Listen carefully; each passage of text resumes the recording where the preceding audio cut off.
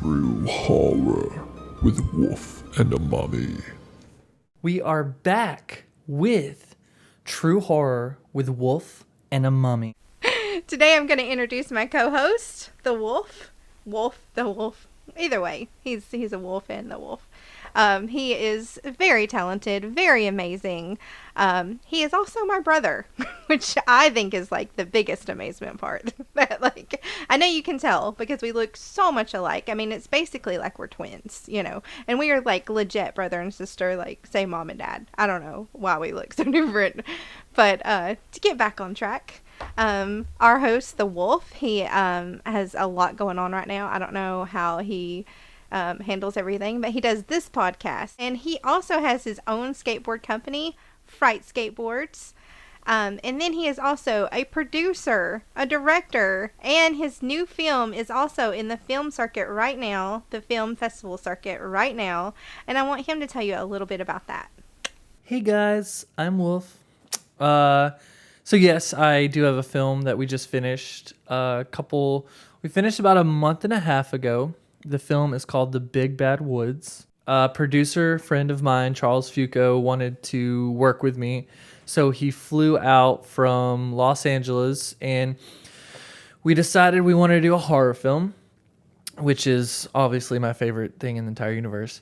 And we wrote it in just a couple hours. It's, COVID's happening right now, and a lot of people are limited to getting out and things like that. So we wanted to challenge ourselves to do a film where we wrote in a couple of hours. We shot it in a couple of hours.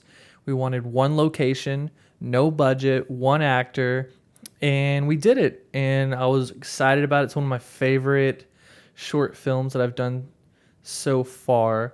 It's just very simple, and sometimes that's best. You don't want to put too much information in a short film. You want it to be, obviously you want a beginning, middle, and end, but you want to have something that resonates with them, which is, I think, the most important thing when you're working with short films, because why watch it if it's not going to make them think, have a twist. You have a short, limited time to make them feel something, so you want to really have a twist that will make them leave thinking.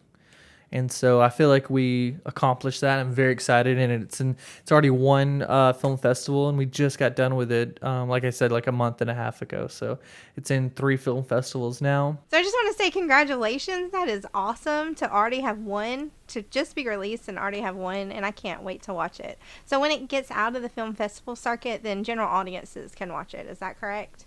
Yes, the last film that I did, I had a feature film on Amazon Prime, The Stranger Folk. It was a feature. And then the last short horror film I had was on Amazon Prime that you could watch. And if the film festival is near you, you can go see it in theaters. That is so awesome. That has got to be the best feeling in the world to know, like, your film is on the big screen. Like, wow. The first time that happened, I shot the feature film. I was, I think, 19, and it was a limited release in Alabama, and it was the Falling Prey horror film that we did, and you were in it, and it was an amazing feeling to see your film first time on the silver screen. Unbelievable. Greatest feeling ever. Having a premiere with, not only having it in theaters for the general audience, but also being there with everyone that helped make it. It's the best feeling in the world. That was such a fun project. I loved it so much. It was incredible. It was incredible seeing it on the big screen and getting to work with my brother again. And I feel like every project we work on is always just a blast, and we have so many fun stories to go with it. My co-host, Kimberly Michelle Wilkes, also known as The Mummy, the most amazing woman in the world, my sister, who is best known for her gender reveal horror, which blew up. I think it's gotten 500,000 views from just an idea that we had for showing the family. which I love that film. That gender reveal is so funny. If you haven't seen it already, you should go check it out. Yeah, we'll put the link down below. But that was the funnest thing I've ever made. This pumpkin back here in my background where it says it's a boy, that was from that. So it was just, yeah. That's right. It was so fun That's just to be like, hey, Wolf, what's the funniest way to let everybody know I'm having a boy? And we were like, horror. What else? So, yeah. Exactly. And not only is she a horror fan, but she is also so knowledgeable of crime. It is unbelievable the knowledge she has. As a child, I wouldn't say child, as a teenager, her asking for her birthday gift was newspaper articles of serial killers. It sounds And so you got weird. that, and I think it's the coolest thing. I liked true crime before true crime was cool. So many, many years ago, 20 years ago, I was into true crime. And yeah, like people probably thought I was a little weird. So I'm glad for my family for sticking around and not thinking I'm going to kill them. And now it's cool. It's cool to like true crime. So that's awesome. Yeah, exactly. It wasn't weird at all. So I think the horror and crime groups understand. They know the feeling. absolutely. Yes. So you know my love is real. Matter of fact, on family vacations, you know how some people like do sing-alongs and other people play I Spy. We talk about what killer did this? What killer did that? That was our games. It really was like family serial killer trivia. It was our games we played. Family killer trivia. Let's head to the beach. And okay, what did Ed Gaines do? When was Ted Bundy's first kill? Yeah. You get a candy. Yay. What car is he known for? Meanwhile, I'm out there driving a Beetle. So let's talk about. I always lost at that. But anyways. I love it. So let's jump into our movie for today. These Bitches Are Witches, the requel. Also known as Evil Dead: The Book of the Dead. Either one of these titles ring a bell? If so, it's going to be a groovy episode. Grab your boomstick and your popcorn because we have a lot of knowledge for you. I'm so excited. And it was our dad's favorite movie growing up. So it means a lot to us, and it's just, I'm excited. I am freaking excited. Yeah, Army of Darkness, he had us watch all the time. It was constantly, always on. Growing up, I'm talking 3-4 years old, always watching it. And when I got around 12, 13, I found out there was Evil Dead and Evil Dead 2. Those were the prequels. Didn't even know that existed because they have the different name. So for you viewers and listeners out there that haven't seen Evil Dead 2, Army of Darkness, Ash vs. the Evil Dead, or any of the other Evil Dead movie content related from this franchise, if you like chainsaw arms, creepy woods, time travel, medieval times, and cheesy one-liners, this is the movie for you. It starts off with Ashley Williams, who plays Bruce Campbell.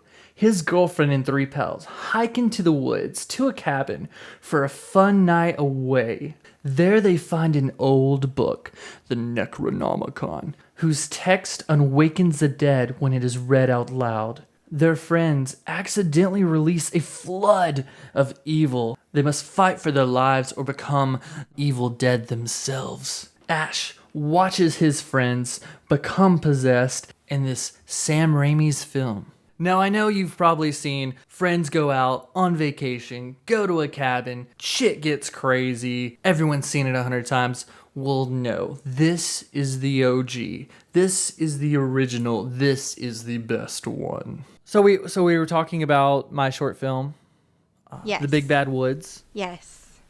Evil Dead also has a prequel short film, Within the Woods. Very similar. Very, very similar. Not very similar. Well, kind of. To me, they're similar. Okay. I'll tell you why I think they're similar. They were both filmed. Go ahead. Explain. They were both filmed in Tennessee. They were both filmed in one location. It was a core group of guys that had a dream that made this movie to me, and they're both in the woods. So, to me, those are very similar. Did you take inspiration from Within the Woods? I did not. Okay. So it was just me connecting those I did dots. not. Okay.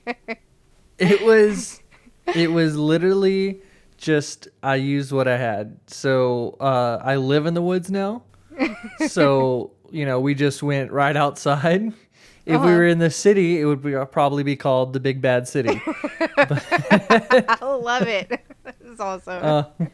But, I honestly, Within the Woods, if you see my short film, it really doesn't correlate much at all. Yeah. It's so cool that the first Evil Dead was shot in Tennessee. Tennessee. It's so, it's so cool that the first film was shot in Tennessee, and not far from me, actually. Yeah. I mean, when I found out, I was like, road trip right now. I called you up. I was like, let's go. And then my bubble got bursted. Yeah. They burned it down. And They it's burned it property. down. Sam Raimi was like, burn it down. So all that's left now is a chimney.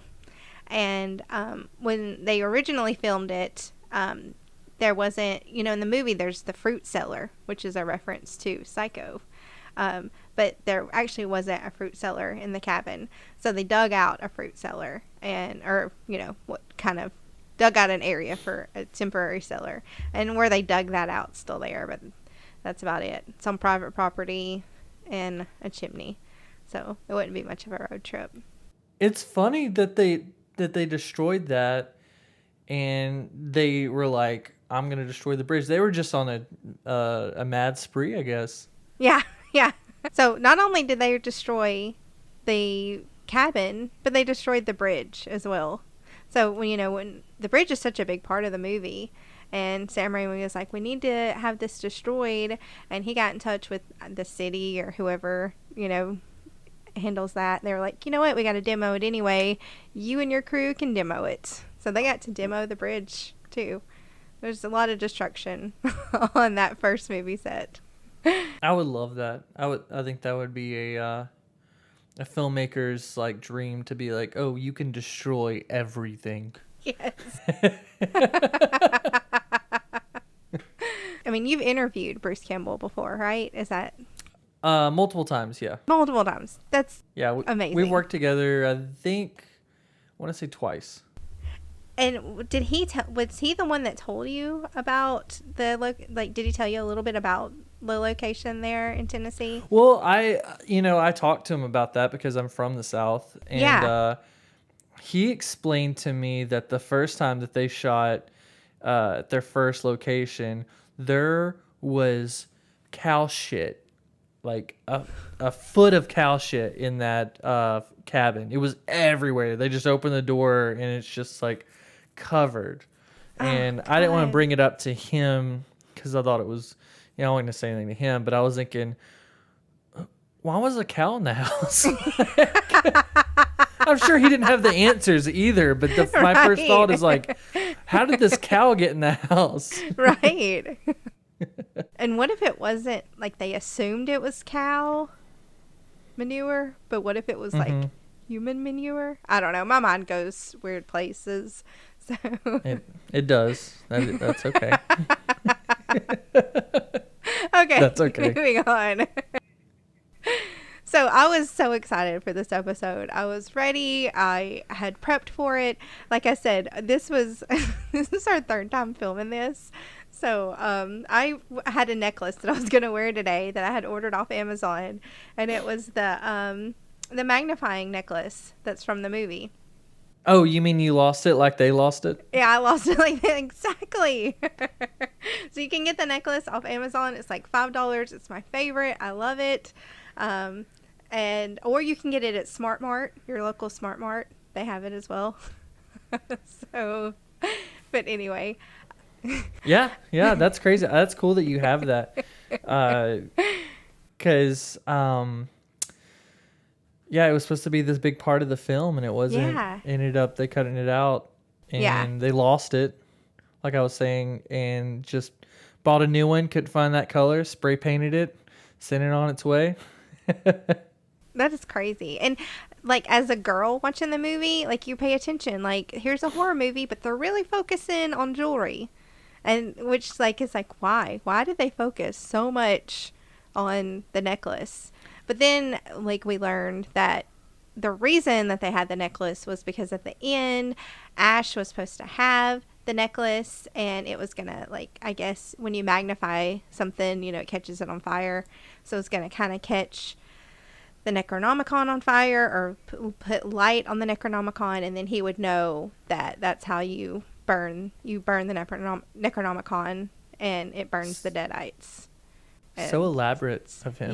Yeah, but they didn't go that way, which is kind of interesting. Like, his name is Ash, right? And they burn the Necronomicon, and so the Deadites turn to Ash. I don't know. Anyway, my mind likes to make connections. You can get that out if you want. No, that's funny. No, that's really funny. I the first one is, you know, I feel like they were on set and trying new things. Yeah. It's amazing how I love indie films. I mean, that's what's so gold about these films is, you know, they can try different things. Yeah.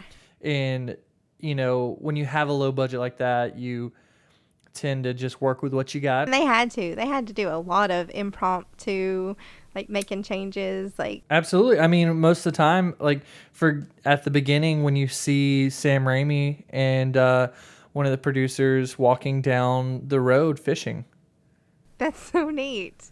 And it goes back to that, the reel-to-reel, you know, that they have. So the reel-to-reel film, that scene it also was going to be filmed a little bit differently. So originally they were going to film it and they were going to be smoking pot and high, listening to it. But I think the scene maybe got a little too hilarious or something, so they reshot it. But in the reel-to-reel, it sounds like they're talking Latin, but what it translates to is Sam is on the side of the road, right? Something along those lines. Yep. So funny. Just that I love little Easter eggs like that in movies where it's like, oh my gosh, that's so funny. And they did that a lot. They had these little Easter eggs and having Easter eggs like that, my favorite thing. Which coincides with having, in the first film, there's a poster of The Hills Have Eyes, which is a reference to Wes Craven. And Sam Raimi was such a big fan of Wes Craven, the director. And having that in the film, Wes Craven saw that. So when he did Nightmare on Elm Street, when Nancy is falling asleep, she's actually watching Evil Dead, the same movie that the poster's in. And Sam Raimi, with his film, he actually put Freddy's glove in Evil Dead 2. And Sam Raimi put Freddy's glove in multiple scenes, actually, where you can see it. I think that's my favorite thing. When you just acknowledge other directors and they acknowledge you back, and those Easter eggs are unbelievable. I mean, I'm going to be honest. If I was a movie producer, I would do little Wolf Turner Easter eggs in my movie too. Speaking of that, in Ash versus Evil Dead, when he goes back to the cellar, then Freddy's glove is there too, right? I believe so. Yeah, it's just like I just love those. I love those little Easter eggs that you get to see. So talking about Easter eggs and things that are related, our first episode, if you got to see it, was so much fun. I loved doing it. It was Silver Bullet, and I like to relate things. If you'll notice when we talk about things, I'm like, how does that correlate? I don't know. My brain's weird. But the correlation between Silver Bullet and this movie is that Stephen King really helped promote this movie a lot. He saw it and gave a review in Twilight magazine and talked about how good it was, and they used that in all the trailers. So you kind of have to give thanks to Stephen King for Evil Dead. So I thought that was kind of interesting. Oh yeah. It speaking of Stephen King. So my two favorite horror movies are Evil Dead 2 and Salem's Lot, which I hope we can do a podcast on that. Absolutely. Which is also a Stephen King novel. And it's a TV movie, which is like funny because people are like, what's your favorite films? And I'll say Salem's Lot, and they're like, what's that? And it's like, oh, it's this TV movie. You know, being a TV movie, it's not the most cinematic film, but it's just got a place in my heart for sure. Absolutely. And, Absolutely. In the vampire, I can honestly say it's one of the scariest vampires. I mean, I belong to opinion. A lot of horror groups, and when people talk about their like most scariest scene in a movie, a lot of people reference that Salem's Lot scene. Nice. Yeah. So it's not just you. So. And speaking of scenes that cringe people, Evil Dead had a scene that was so cringeworthy that it actually got them banned in multiple places, including the UK, for having the trees rape that woman. Yeah. And Sam Raimi has gone back in several interviews and talked about, because he was really young when he made this, and just said, I just really, chalk that up to being so young. And I just really wanted to let people know how evil the woods were. And, you can't get more evil than, raping somebody. So, but he said he really regrets making that. So I thought that was awesome that he goes back and was like, yeah, I was wrong. So, yeah. But it's not banned in the UK anymore. But yeah, there are other countries that still have that movie banned because of that. That happens all the time. Clockwork Orange was banned. Oh, yeah. And that's Stanley Kubrick. Yeah. And it was banned for a long time. Yeah, they actually gave it an X rating. Was it the 80s, I think, when there was a lady in the UK and she was like, ban it, ban it, ban it. So they did a lot of banning. But I think a lot of it's been lifted now, so that's awesome. Speaking of things getting banned back then, they didn't know what was going to, push it over the edge to make that. There wasn't someone, telling you this, that, and the other is going to give you this rating. And with them being a low budget, the crew, what's so great about having a low budget film is you don't have a producer, executive, or studio like breathing down your neck. You can do whatever you want. You can, be creative. The crew, they rented cameras from the college, and they got to try new things like putting Sam Raimi on a bicycle and chasing Bruce Campbell, around the woods, hitting him, punching him. They were really hard on them, and having that low budget really helped things like that, like them having live ammunition. He talks about that when I interviewed him, that they had real shotguns with real bullets, and they would break the window and be like, "Hey, I can still see you.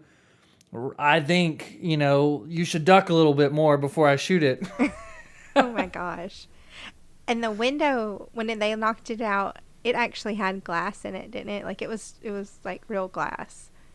Real glass. Everything was, I real. don't think they had very many props for that. The chainsaw was a real chainsaw going over, a woman's chest. Oh my gosh. Just hovering right there if he let it go.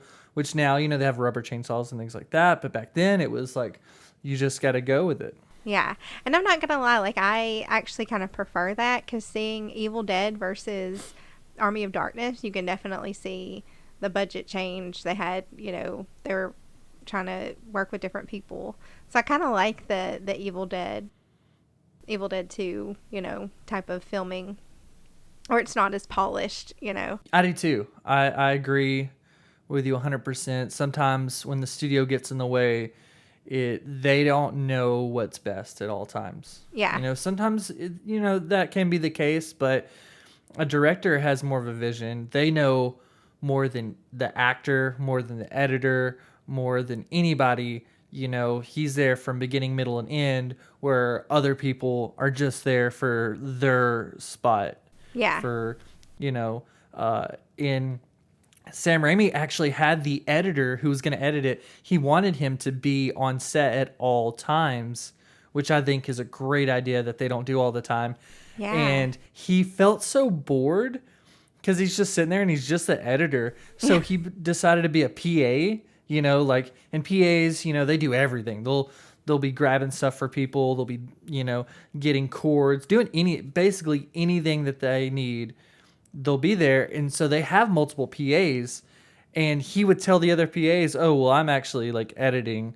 I'm the editor for this. And they thought that he was lying and like laugh and like, okay, dude. God, I did not know any of that. Did you read about that, or did Bruce Campbell tell you about that, or? He didn't tell me about that. It was a documentary that they talk about that. Oh, I love the Evil Dead documentaries. Like, not only do we enjoy the Evil Dead movies and sequels and prequels, but the documentaries. And they're about to come out with a new documentary, aren't they? They're about to come out with a new video game. They're about to come out with a new movie. They're about to come out with the new documentary, The Deadites, which is great because it's about the fans.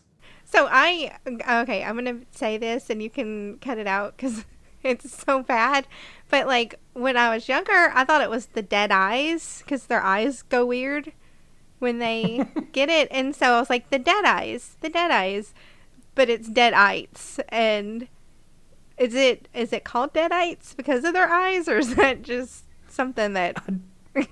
I don't think it has to do with the eyes. Okay. They do have crazy eyes, though. They do. Like, it kind of makes sense, right? Like, deadites, dead eyes. Okay, anyway, you don't have to add that. That was just something from my childhood. You're going to get burned by the fans that listen to this. Okay. They're going to be like, how dare you? Oh, it's true. Oh, my gosh. So what I love about this movie is how involved not only did the crew get, but the family got involved in this as well. So there was a lot of like sibling stuff going on here, which we can kind of relate. We worked on movies together before, and just the stories that you hear about the siblings from this movie is just, I love it. Like, I guess because I can relate to it so much. Oh yeah. Everyone's brother, right? You know, Bruce's brother was on the first one. Sam Raimi's brother was a part of it. You know, you got to stick family. Family comes first, right? Yeah, exactly. So Bruce got injured on this film. His ankle got hurt, right? But I have heard a lot about that, like, because right before a scene, like, Sam Raimi would just ram his ankle, and so he would be in pain and angry and hurt right before a scene. But I hadn't heard a lot about that. Don Campbell, which is Bruce's brother, when they were out looking at the land, surveying it and scouting it, he fell off a cliff. Like, his brother fell off a cliff doing that. Like, there's so many injuries and things happening and torture of siblings in this movie and the following movies. I mean, it's really good they didn't have, like, an executive producer on that. Like, oh, well, like, you know, today fell off a cliff. That thing would have been like canceled instantly. Like, right. If they saw everything that went down to make that film, yeah, they would have been like, "Oh heck no, we're not giving you another film." Yeah. Well, the boomstick had real bullets in it, so I mean, just that part is just like, oh my gosh. Yeah. I mean, I feel it.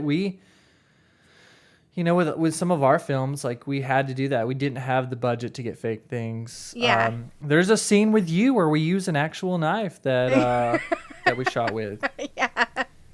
Is it like when you're directing and producing a film, is it just your goal to torture the sibling? Is that what it is? Like all the years of fights? I'm just kidding. I think it is. I think that's the reason. You know, you don't write a script. You think the first thought for a director is, how can I get back at my sibling? Right. I'll write about that. Me and Ted Raimi can sit down and have some coffee and have a chat. There you go. Ted, if you're out there. The things he did to Ted is insane. Oh my gosh. When he gets in that fat suit, he's playing the woman in the film. And it is so hot in there that you can actually watch the film, and when he's going across the screen and across the from the room, he's like flying across the room. You can see this white stuff coming out of his ears, and it's not an effect. It's just sweat. It is so hot and sweating so badly, it's coming out of his ears. That is poor Ted. Oh my gosh. That's just awful. And the stuff that they used on that set, like they used oatmeal. They used, I think it was milk. So white stuff comes out of their mouth at one point. Is that milk? Yeah. I think it's milk. Yeah. It's just weird, the stuff that they use. I'll use oatmeal all the time. Yeah. If I have a scene where someone needs to throw up, that is a good way to make it look like real vomit without it being too disgusting. It just has a thicker feel to it than just like some kind of liquid. So I'm learning so much just from this, like the music, that how important it is, the stuff that you use for effects. Like I love it. It's so interesting. Oh, I'm glad you like it, because I'm a nerd when it comes to that stuff. I love it though. I'm eating it up like oatmeal. No, just kidding. We've talked a lot about Evil Dead. There's so much content. I mean, there's Evil Dead, Evil Dead 2, Army of Darkness, Ash vs. Evil Dead, documentaries, the remake of Evil Dead. Yeah. And I love it. I mean, there's just so much content to talk about. And he's so funny. There's little things and gestures that they have in these films that I don't even know if people notice. Like in Evil Dead 2, when he cuts off his hand, the hand's going everywhere. He puts a bucket over there and puts books on top of it. And the book on top of it is a farewell to arms. So funny. This references that he has. You'll see like a lot of Three Stooges. I think he was a big Three Stooges fan. Yes. So there's a lot of, that wacky comedy. And I love that. Like that just, I love it so much. It brings another feel to it because, Evil Dead was such a horror film. And Evil Dead 2 is a, what'd you call it? A harmony? Yeah. Harmony? Yeah. What is it? A harmony? A horror comedy? A harmony? Yeah. I don't know if that's a real horror thing. Comedies. Horror comedies are my favorite. I think that's my favorite genre. I don't think there's enough of it. Right. When it's like kind of serious. Like scary movies, a little bit, over the top. I like things like Evil Dead. Yes. Tuck and Dale versus Evil. Yeah, Shaun of the Dead. Films like that. Yeah. Yes, Absolutely. exactly. Yes, absolutely. It's great. And Evil Dead 2 is probably the most, balanced of the two. It's still a horror movie, but it's just got these little funny things in it that just make it. And speaking of Evil Dead 2, people are always asking, is Evil Dead and Evil Dead 2, is that the reboot? Is that the sequel? What is it? And in an interview, he actually talks about and explains how this film, or in an interview, he talks about what Evil Dead 2 actually is. And he calls it a requel, which is a kind of similar reboot sequel combined. They didn't have the rights to the first Evil Dead. So what they did is they kind of give you a recap at the beginning, and which was kind of like the reboot. And if you want to watch it in chronological order, when Ash is thrown out and he wakes up, when he wakes up in the mud, that is actually when it becomes the sequel. That is so interesting and very helpful. I know, I've always been like, okay, it's just Evil Dead and Evil Dead 2. That's just kind of a remake. Yeah. But it's good to clarify and know it kind of is a sequel as well. Yeah. That helped so much because I was so confused for so long. And you were talking about Sam Raimi and his humor, and something else that I love about Sam Raimi is his consistency. So when he was 14, his dad gave him that Oldsmobile that you see in Evil Dead. Mm-hmm. Yep. And it is in every movie that he has filmed. And I loved that. Me and my kids and my husband, we just finished watching all of the original Spider-Man movies that he directed because I've been on a Sam Raimi kick. And you can see the Oldsmobile in every single one of those movies, along with Bruce Campbell. So he had he had 3 guest appearances in those movies, and he's hilarious in every single one of those. So that's something else that I love about Sam Raimi is his consistency, his humor, his little Easter eggs is fantastic. I know he's not just a generic director. Like, he is gonna bring his own taste, his own feel. If you're watching a Sam Raimi film. Yeah, exactly. And that's great. That's what you agree. want. Yeah, absolutely. You want to talk about Army of Darkness? Army of Darkness, my favorite. This is my favorite, and it has to, again, it goes back to my dad. Like, this was our movie. I think as a kid, it was funny, like, seeing the little tiny miniature like Ashley Williams running around. Like, it's just such a fun movie. That one is like, Evil Dead 2 was kind of like a horror comedy. This is just straight on wild. You never know what's gonna happen. Like you said, there's the little ones. Yeah. There's the evil Ash. Yeah. It's crazy. The pitch. There's so many different varieties of Ash. What's that lady at the beginning? The pit bitch? Is that what she's, Yep. Like, it's just like you go it's crazy. Yeah, the pit bitch. Yeah. That's so funny. Speaking of the Deadites and the pit monsters, the second pit monster was the Stay Puft Marshmallow Man. That is so interesting. Oh my gosh. From Ghostbusters. Wouldn't you love to introduce yourself to people? Like, like your 2 main roles. Those are 2 very, like, well-known, interesting roles to introduce yourself. Right? He didn't know he was going to be in it, and they didn't like the monster. Sam Raimi actually was against having that monster, but the guy who played and created the monster put on the outfit, and when Sam Raimi went to look at it again, he jumped out and he went, "Oh my God, that's so scary. I love it. It has to be in the movie. It has to be." But before, he was not about it. He did not like it. That's so funny. I love that. I love these little stories I'm learning. I think I just snorted a little bit too. That's hilarious. Yes. That's important. That means it's real. Oh my gosh.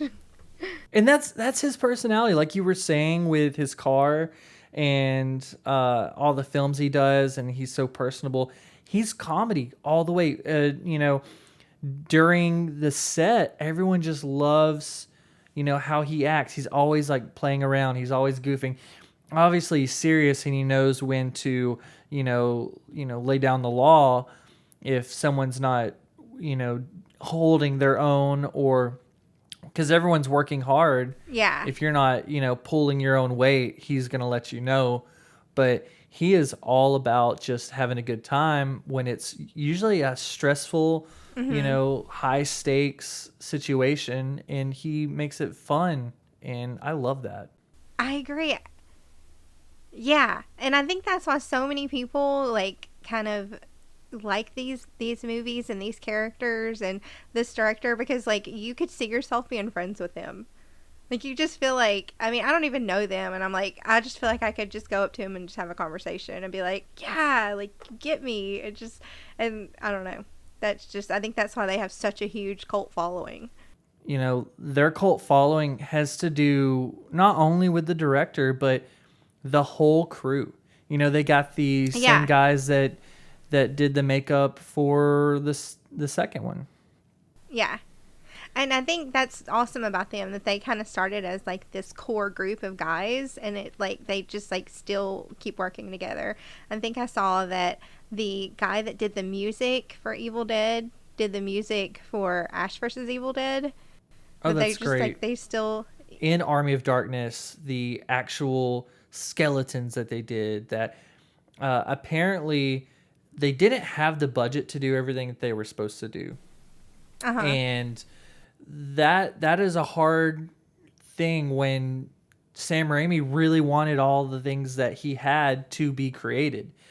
And for example, his one of the monsters that flies, they didn't have the budget to create this animatronic thing where the wings flap and he grabs someone. So the way I thought it was so creative, the way they come up with things. They actually had where the creature's hands were in the wings, so the actor can move the wings, and then they just taped on the hands to hold the girl, so it looked like these hands. There's hands that are holding her, and there's hands that are flapping. And yeah, I thought that was a great idea. Instead of having to figure out an animatronic, just tape it, or however they put it on the girl.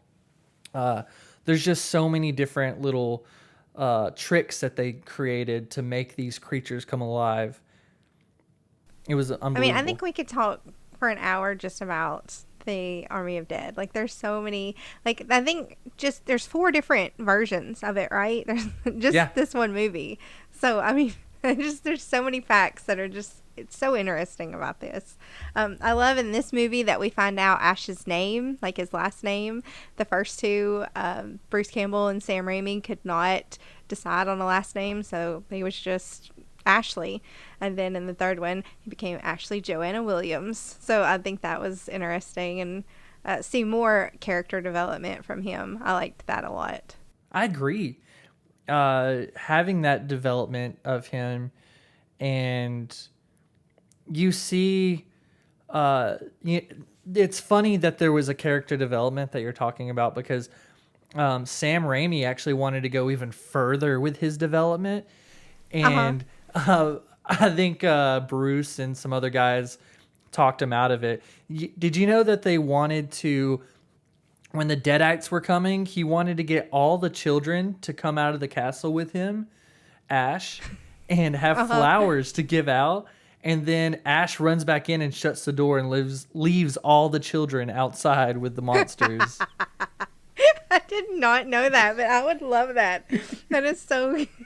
Like, I love how, like, selfish his character is. Right? Like, they thought it was too much. They were like, okay, let's not have that much development. Because they also wanted where when the Deadites come, he goes in a room and hides, and someone goes and finds him, and he's hiding in a closet. Yeah, like, I love how he can just seem like he's just so, like...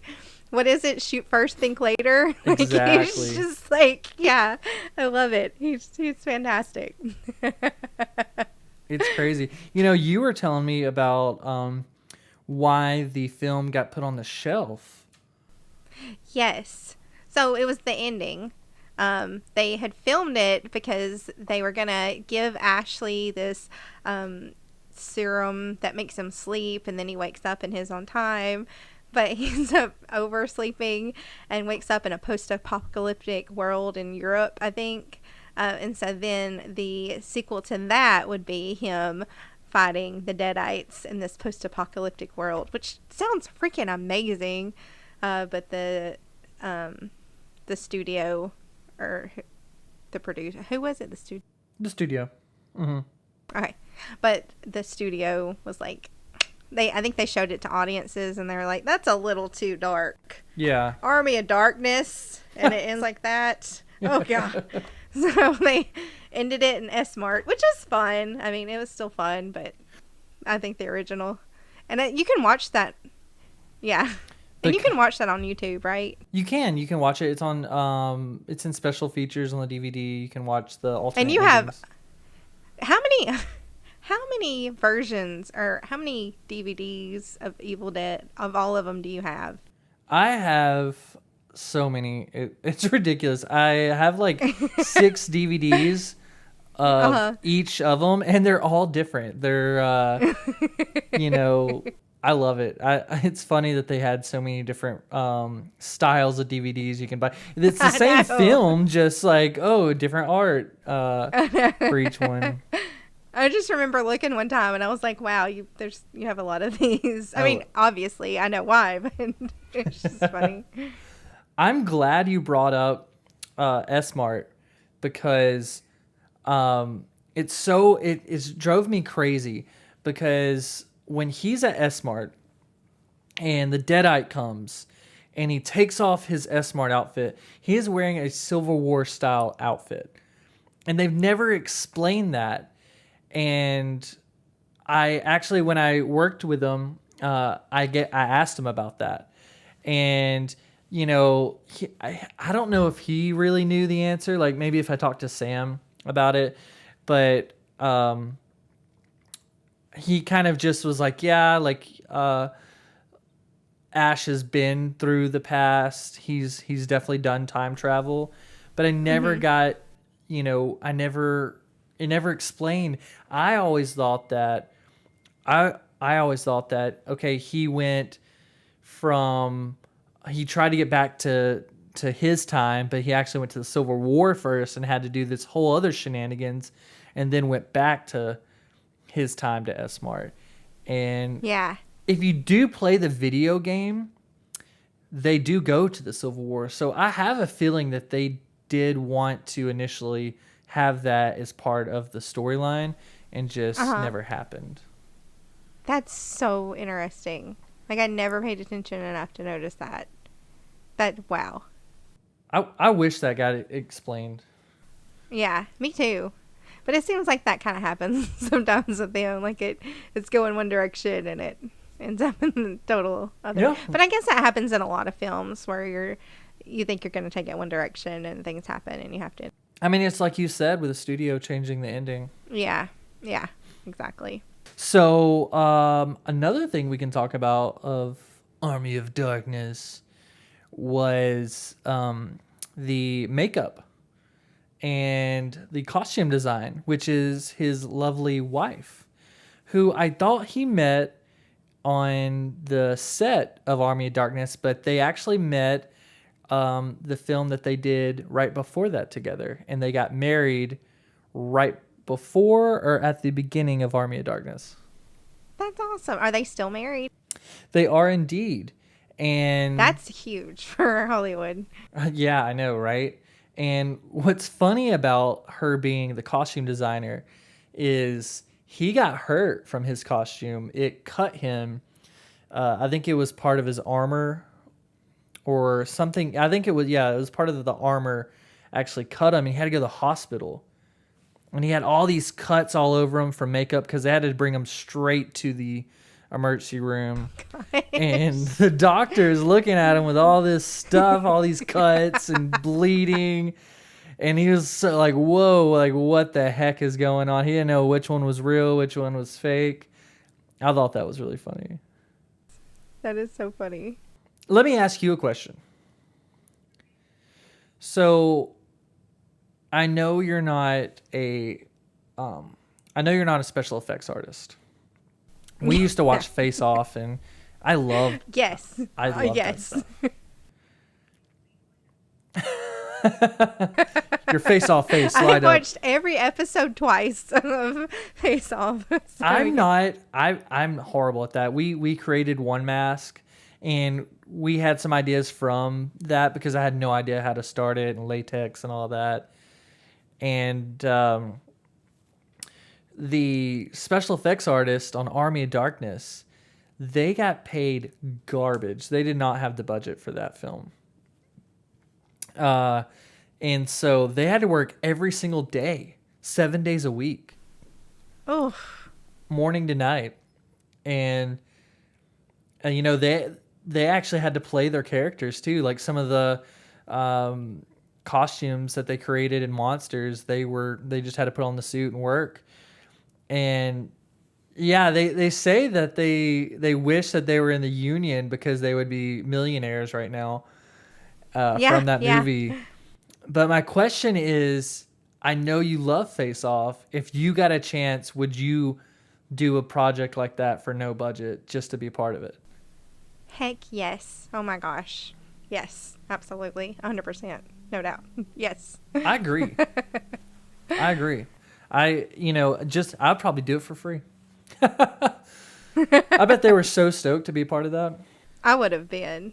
I mean, absolutely. And it wasn't their fault. Their budget was so low that when they had to build the castle, they didn't even build the whole castle. It's just like a few of the walls. And they were supposed that is crazy. right? And the makeup was so the main girl in it. She said that the actress that played her, she said that she almost quit acting after that because the makeup was just like so hard to wear, and so I mean there was a lot of work done on that set. Yeah, when they were doing Evil Ash, he was in makeup for like 3 hours. Like it was crazy, and that was hard to film. And I think there was sometimes that they would be fighting people and they couldn't see because the makeup was so bad, so they would just be fighting blindly. And Yeah. the makeup on that, I think we could talk for an hour. Just I about couldn't agree the more. makeup and the He said he went through more abuse, and not, I wouldn't call it abuse. Okay, I'll restart that. He said he went through so much with Army of Darkness that he doesn't think any other actor has been through as much hell because of everything that was happening. Like you said, the makeup, the endurance. He did all his stunts. He would get hurt all the time. He didn't even know how to ride a horse, but he was riding a horse. Yeah, he's such a great actor. Like, they were talking about how he could act backwards. Yeah. Like, what? I mean, I think he is underrated as an actor. I don't agree. think in the horror community, but I think in general he is underrated at how awesome he is. I couldn't agree more.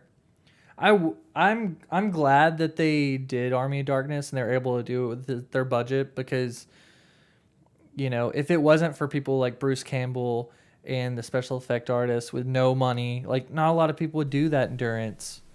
Yes. And, you know, speaking of their budget, they were trying to create this whole forest. It was shot in the desert, so it's hot. And they had, it's so funny, they were supposed to have all these trees, and Sam Raimi goes up to the producer and was like, hey, we don't have the budget for the trees anymore, and we can't get them all. And he's like, okay, how many trees can we get? And he's like, 1. So they just have one solo tree out in the desert, and that's it. They just have one tree out there. That's so funny. Oh my gosh. I did not know that. Yeah. At least they used it. You know. What all came after Army of Darkness? After Army of Darkness, there was the remake Evil Dead 2013. Mm-hmm.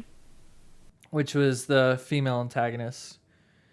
And, you know, I wasn't the biggest fan of it, but I do love that Sam Raimi and Bruce Campbell were part of it. And they're making a sequel to that right now, and I'm excited to watch that too. And, you know, I just wanted my Ash, though. I wanted my Bruce Campbell. Yeah. And we got that and they were able to do Ash versus Evil Dead. Ash versus Evil Dead. Oh, so fun. What I thought was interesting about that was that they couldn't talk about Army of Darkness until season 2. So that kind of made it a little more interesting. It seems like going with different studios, it is not the easiest to get that right. Yeah. That's got to be so hard. So then, the one thing that we failed to mention, there was also Evil Dead the Musical. Oh my God. Which I wish I could have seen Evil Dead the Musical in Canada. So yeah, that's what? Yeah. It's everywhere. Okay, so Evil Dead the Musical. Yeah. Ash was also supposed to be in Jason Goes to Hell. It was supposed to be Freddy versus Ash versus Jason, all 3 of them in this universe. And once again, I think it came to rights that they couldn't get.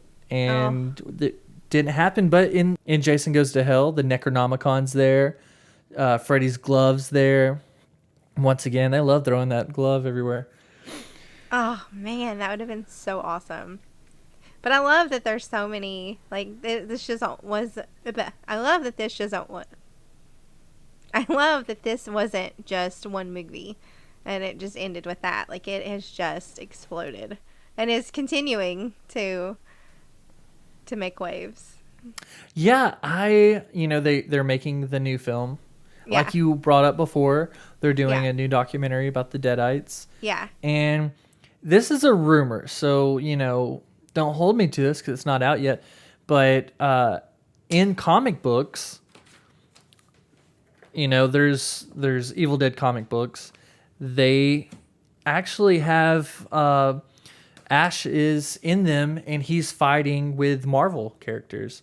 And they're doing a new Marvel, and there's rumors that there's going to be a universe that is all zombies, and Ash is having to help the Marvel, like I believe it's Doctor Strange, to help save the world. Which makes sense. I mean, Sam Raimi already was in that universe with Spider-Man, so why not bring, Ashley Williams into that universe? And Sam Raimi will be directing it. Yeah. Oh, yeah, he is, isn't he? Oh, my gosh. Yeah. Oh, my gosh. You just cut that out. Yeah. Don't quote me on this, but Ash could be part of the Marvel universe, which would be, a dream. Incredible. Oh, my gosh. So excited. I can't wait to see all the new things that are coming out and talk about it. I know. We could talk forever about all this. I know. It was, I think, 20-something years that, Bruce was Ash from Army of Darkness to Ash versus Evil Dead. And I still love it. I don't care how old he is. Like, I'm just like, yes. Yeah. He talks about in the interview that I did with him that, he's the same Ash. He just needs a little bit more Bengay, I love it. He's a little bit grumpier. Yeah. It is awesome. Like, he's aged well. Like, he looks good. He's aged well. Yeah. Like, and he just... You don't see that a lot. No, not at all. I, meeting him in person, he's always dressed so nice. He's in a suit. He's classy. Just for me, if you will add some of those interview, pictures in here or videos. Yeah. Yes. Yeah, definitely. Awesome. I'll absolutely do that. Those were really good times. Again, I would be introducing myself, like I said before. Like, hi, I'm Kimberly Wilkes, and I have met Bruce Campbell. I feel so weird talking about myself sometimes. I do it sometimes, but for all the people that I've worked with and did projects with and produced, and I don't know, it's hard. I know you probably hate being around me because I love to brag on you. And I'm like, oh, tell him about this, Wolf. And you're like, oh my God. But I love it. I love to brag on you. I'm not going to lie. That's so nice. I do. I'm so proud of you. I'm proud of you too. You're killing it. Thanks.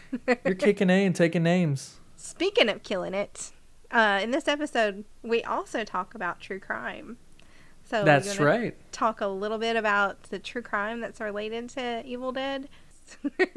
There's not a lot of true crime related to Evil Dead.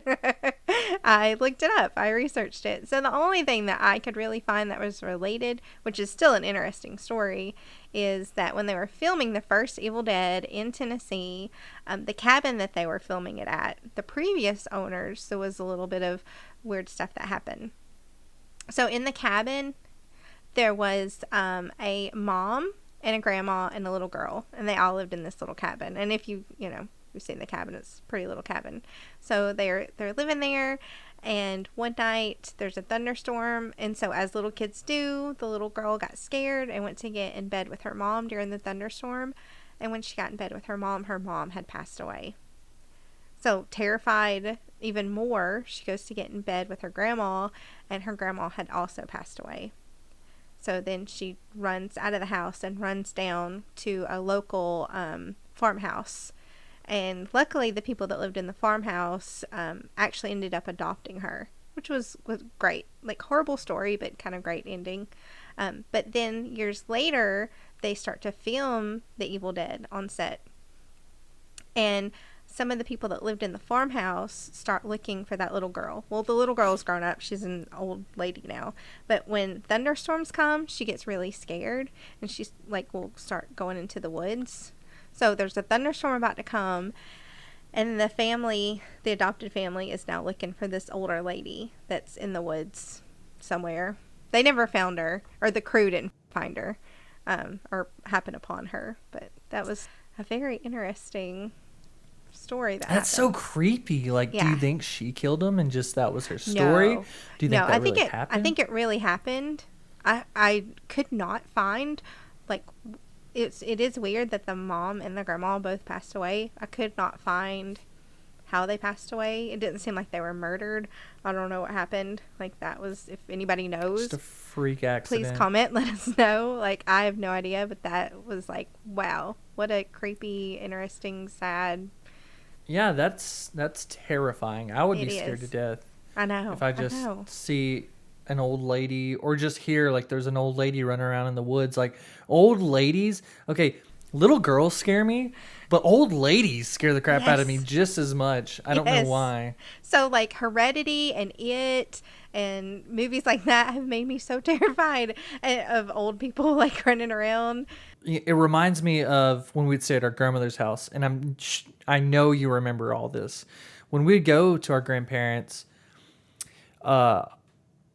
our aunt and our grandpa and our cousins would always tell us these stories of, like, there was a shed out there with holes, and they would say Freddy's in there and he's trying to get out and he's putting all these holes in it.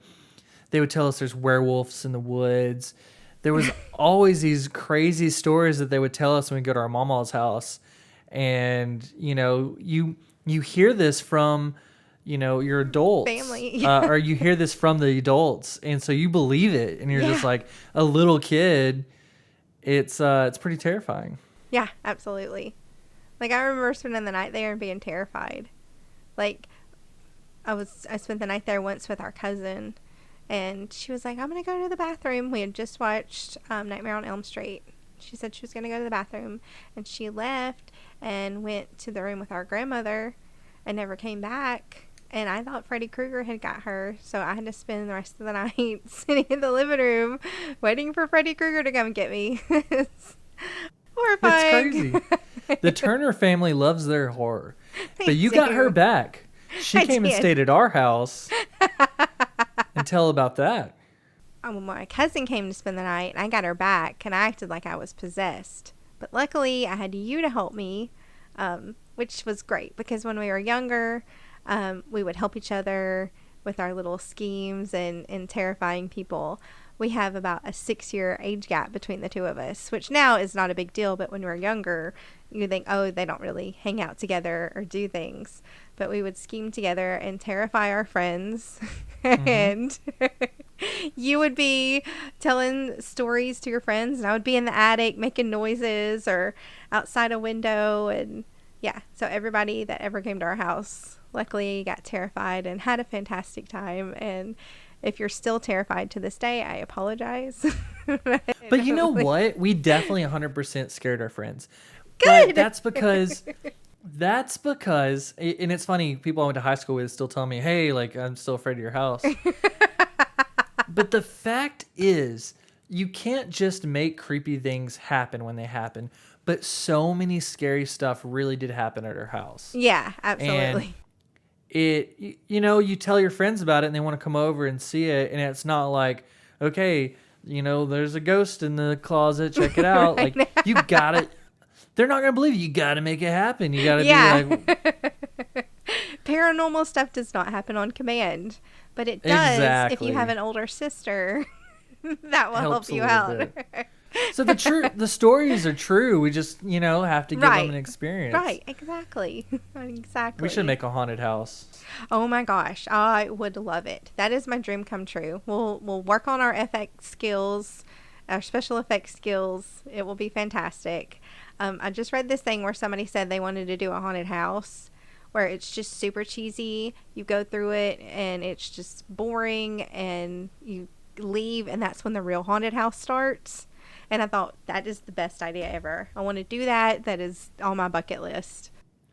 That'd be really cool. I'd be so into that. We should doing that for 1 year. Absolutely. Just one October. I loved going through haunted houses. I loved at the end.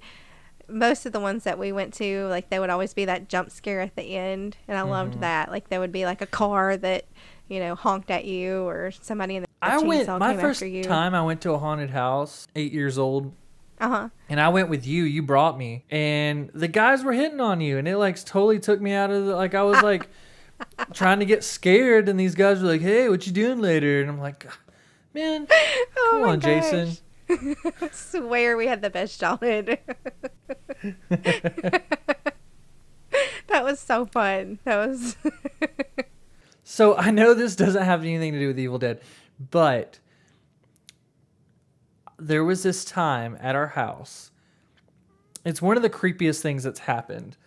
You had some friends over. This is completely real. We did not stage this. Oh my gosh. For some reason at our house at 9:00, our TVs would change to the Sci-Fi channel. Now that Channel could be 42. some weird setting. Yeah. Yeah, exactly. It would be some weird setting maybe where, I don't know, you got it where it goes on. But we didn't do that. And we didn't even know how to figure out how to change it. And also, our TVs would go off and on sometimes and have no explanation. We would get in trouble all the time. We would be asleep, and then our parents would be like, in the morning, like, "You're grounded. You just turned on the TV at full blast at 3 in the morning in the living room." And we're like, "What the heck? No, we didn't." And I know we would turn the TV off because we would turn it off and we would do that run where you have to run your bedroom real quick or the demon's going to get you. You know what I'm talking about? Exactly. Yep. And so, if like, if you left those lights on, you'd get in trouble more than a demon. Yeah, You'd get your mother. It'd be worse than a scolding from a demon. Right? So you run from both. When we got older, again, I was 6 years older than my brother. So I would babysit a lot. Our parents went out of town. They went on some trip, and I was watching my brother. I was in college and had some friends over, and I thought, oh, we'll rent The Others. Creepy movie. I mean, if you came to our house, you came to watch scary movies. So you knew what you were in for. So we went to the video store and rented The Others, and I have set it up for you, and you can... So we rented The Others, and we all go in the living room, and there's, I think, 5 of us all together. It's me and you've got 3 friends with you. Yeah. When you watch a horror movie, you got to turn off all the lights. You got to turn off all the TVs, everything. It has to be nighttime. It's got to be nighttime. That's the only thing that's got to be on. So we actually got on VHS, and I put in the VHS, and everyone's sitting on the couch that's in this house. Parents are out of town. No one else is there. I put it on, and it's weird. It goes to static, and you can still hear the movie. You can hear a little bit of the storyline, but it's not working correctly. And, that can be part of the VHS. Sometimes the tape messes up, and you get that static. And we're trying to fix it and figure it out, and then full blast out of nowhere, the parents' TV comes on, static. Then in my bedroom, boom, my TV comes on, static. Then, boom, my sister's TV, static, all at the same time. And electricity didn't go out because our TV's on, and everyone's in that room, and we just freaked the F out. And we all, as a group, because you don't want to split up because we're going to get murdered probably. Because we know horror movies, and we know you don't split up. Exactly. So we all, as 5 people, go into every visual room, look for someone, look what happened, turn off the TVs, and we turn it off and go back in the room, and then they all turn back on again. And we're just like, F that, and I think we left. Yeah. Like we went to somewhere else. I think we went to the... There was a girl in our group that night, and she has never came back to our house again. Like, I don't even talk to her anymore. Like, it scared her that bad. I know. She was like, peace. So not messing with those people. Like, it was terrifying. Fun. Like, looking back on it now, I mean, it's funny, but that night I was terrified. It's insane. And, that makes me think of, like Evil Dead. You're in a cabin, you're hanging out, you're supposed to be on vacation. Yeah. And then all these creepy things are starting to happen. Yeah. You get your necklace and then things start to happen. Get your necklace. Yeah. If you didn't learn anything, at least learn, watch out for the necklace. Yeah, exactly. It had nothing to do with the Necronomicon. It was all related to that necklace. So, yeah. I have had so much fun talking about this. I think we could have talked for 4 hours. It was really hard to condense it down. I think we prepped more for this than any other because we had to say, okay, well, let's not talk about that. Let's not talk about that. Like, usually it's like, what can we talk about? In this episode, it was like, we've got to condense it down. So yeah, I could talk about Evil Dead for days and days. Me too. It's so much fun. It's just so fun to know about it. I hope that, I hope the listeners learned at least something or enjoyed us talking about randomness. Yeah, absolutely. And enjoyed some of the odd facts. And I even learned a lot from this episode, things that I didn't know. So that's what I love about these things. Yeah. I agree absolutely. with you. We should talk I have so more. much fun. We should have more podcasts. I'm so excited I get to do this we should again have a podcast, with my brother. And let me ask you one last question before we go. Absolutely. If Ash was there right now with you, yeah, what would you have him do? What would I have him do? Not Bruce Campbell, Ash. Well, it definitely wouldn't be speak Latin or translate anything or I think I would have him just do I don't know. Well, I have a few trees at my house that I need cut, and I don't have a chainsaw right now. I would love to have him here. That was so good. I didn't even think about that. I was thinking of him being weird. Like, yeah, baby. Or something. It was just weird. I gotta go buy a chainsaw soon. One of our trees are dead. How did I not even think about that? And that's when you know that you're a fan, when you're like, man, like, God, I wish that Ash was here to just chop this tree down for me. How bad would that be? Your tree's dead, but is it evil dead? Just kidding. Yep.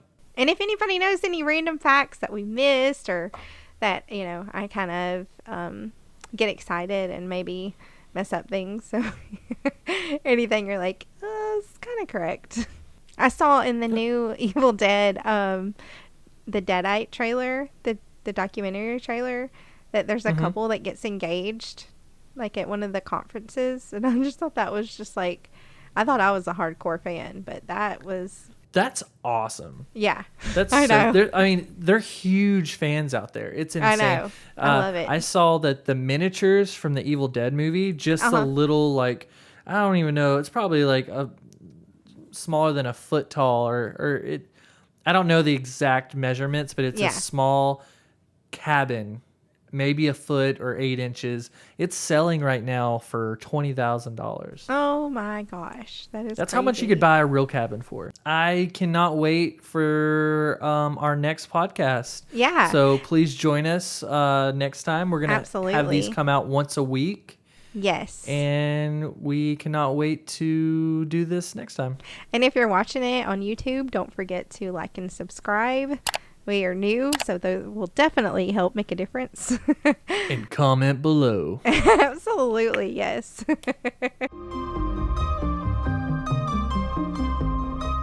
True horror with Wolf and a Mommy.